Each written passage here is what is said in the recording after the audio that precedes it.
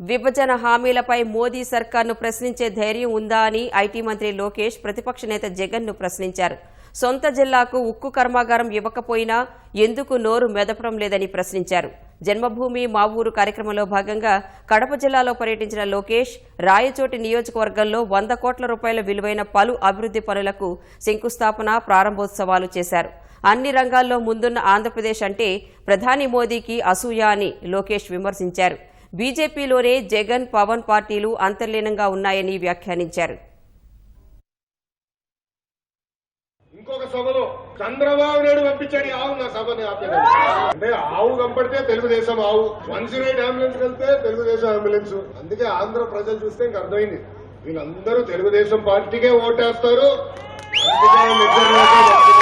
కడప జిల్లాకు ఉక్కు ఫ్యాక్టరీ ఇవ్వాల్సింది ఎవరు? నరేంద్ర మోడీ గారు. ఆయన సొంత జిల్లా ఉక్కు ఫ్యాక్టరీ కోసం నరేంద్ర మోడీ గారు నిలదీసే దమ్ము ధైర్యం లేని వ్యక్తి జగన్మోహన్ రెడ్డి గారు. ఆయన తెలుసు, పొరపాటున మోడీ గారు పేరు ప్రసంగిస్తే ఇప్పటికే 16 నెలల జైలుకెళ్లి వచ్చిన వ్యక్తి మళ్ళీ స్పీడ్ గా జైలుకెళ్తాడని నేను తెలుసు. రాజ్యసభలో మీకు 2 ఎంపీలు ఉన్నారే, ఎందుకు కేంద్ర ప్రభుత్వాన్ని నిలదీయట్లేదు? ఎందుకు ప్రధానమంత్రి నరేంద్ర మోడీ గారు ముందరికెళ్లి అయ్యా ఆంధ్ర రాష్ట్రానికి మీరు అన్యాయం చేస్తున్నారే, న్యాయం చేయండి అని ఎందుకు అడగట్లేదు? సభాముఖంగా అడుగుతున్నా.